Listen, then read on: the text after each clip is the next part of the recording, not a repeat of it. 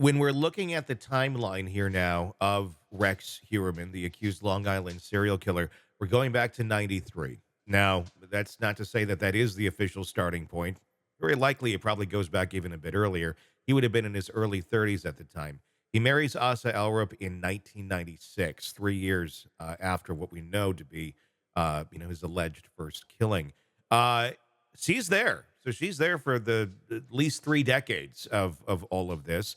Obviously, she's not charged with any sort of crime, but I am wondering, how do you keep your head in the sand for all of that time? I know we have examples of it. We have, Rader's family is one of those. But it does make you wonder a little bit. What was she aware of? And maybe not be able to put the pieces together to go, oh, he's killing people. But there had to have been some things where it's like, what is up with your husband here? Yeah, I always wonder about that because we've seen it with many serial killers, right? You mentioned Dennis Rader, Ted Bundy was married.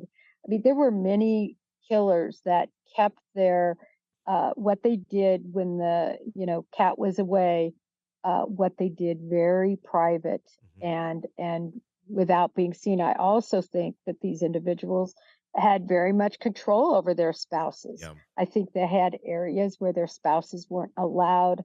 I think that they were so secretive.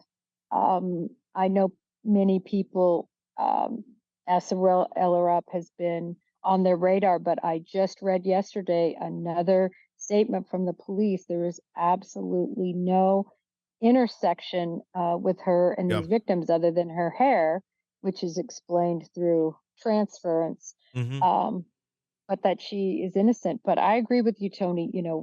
For people who have been married for decades, there is little that normally they're able to keep from you. But these are controlling, Yeah. methodical, extremely intelligent individuals that are adept at keeping not only police away, but their spouses away from understanding what they're doing. Yeah, I mean, it's easy to quarterback it on the other side, going, "Oh, how do you not know?" I guess I'm just more curious, not necessarily saying she has anything to do with it, but more so, what were some of those little things that looking back now, you kind of go, "Oh," and I'm sure she might be having some of those moments too, assuming that she's not involved in this. Of oh, he told me this. This is what was really going on, and some of those things maybe making a little more sense. It does make me wonder, though, how much has been coming out in the documentary making process, and if any of that has led to more investigative work here on this case.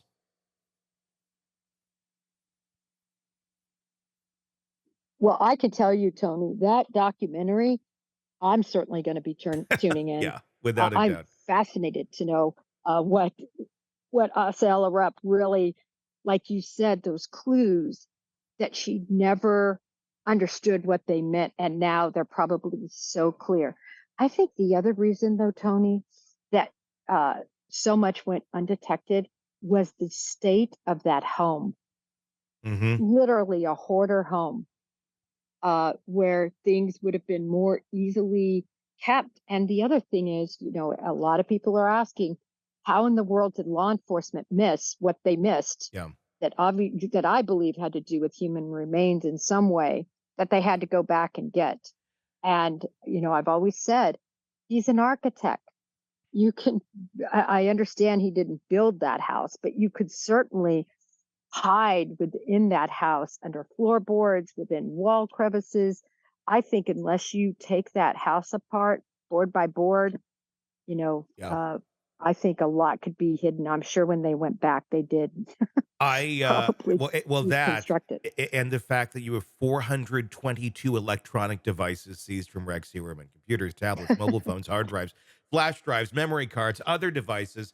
He seemed to like to keep a record of things. And I can only imagine, because he talks about photos in his writings as well, of hide the photos, get rid of the photos. This goes predates digital, so we're talking either Polaroids, or I can't imagine he's going to Walgreens and having things developed, but I'm guessing Polaroids. And then you get into digital era, and so he has all of these digital things as well. I mean, he has like 40 some cell phones. He has like ungodly amount of SD cards. I mean, we're a media production company. I think we have that many things here. And it's all for him. God knows what's on all of these devices. I would imagine that this is going to be, it's a weird term to talk about when you're talking about dead bodies and dead people, but a treasure trove of information that will hopefully bring some justice and closure to these families of all these women. And I'm thinking we're going to go far beyond 11 here, that have been missing or been found dead over the last 35 plus years. I agree in terms of where he was, in terms of like sexual drive and everything in your 20s, in your late teens. I mean, that's at the height and peak for many men. Mhm. Obviously, it can continue on. I think there is no chance that there aren't more bodies found, and much earlier too. Yeah. It is certainly a shocking one. I'm thinking he may be one of the most prolific serial killers possibly in recent history. Now that we are learning all this, and I can only imagine how much more will be coming out. And Tony, I'm so grateful that the task force was formed, Hmm. that the individuals involved in this said we have got to start over and we've got to relook at evidence, or imagine how many more would still be at risk. I want to know when the last one Yeah. was really murdered. Without a doubt. I mean, and the other question is, how do you prosecute this? When do you prosecute this? Do we just keep going on the investigation? Because this could last forever. I mean, they're still trying to unearth BTK victims. I mean, at some point, do we say, uh, okay, we got this handful that we know you had something to do with. We're going to prosecute these. And then as more come up, we're going to do more trials, or either you're going to plead or what? I mean, I don't even know how he pleads at this point, or how he goes forward with a trial at this point, considering how damning the evidence is of his like to-do list uh, on his hard drive, on his computers. Is this even going to get to trial? Well, it'll be interesting though to me to see whether he's at A or B. And when I say an a Bundy that fights it to the bitter end, that wants to represent himself, that Yeah. is such a narcissist. They just always think they can get over, even with the vast amount of evidence. Or Tony, will he be more like a Dennis Rader Yeah. that says, "Listen, whoa, whoa, whoa! I want to brag about what I did. I want everybody to listen to me, to my handiwork, and I want to be in control. So nobody's going to convict me. I'm going to convict myself. I'm going to plead guilty. Here it all is. Wait until you see everything I was capable of." Is he an A or B? I don't know. We haven't heard enough from him other than that one weird interview that he did about architecture to, I think, get a good idea on his personality. I don't know. If I were to guess, I'm going to go with B. I think he's going to be Dennis Rader like, and he's just going to very calmly, here's what I did, da, da, da, da, da, da, da, with no real emotion, but just here's what I did. That's my guess. What's your thought? I'm leaning toward that only because of how methodical he was. Uh, I think he wants to be in control in that Yeah, way. But you know what I do think?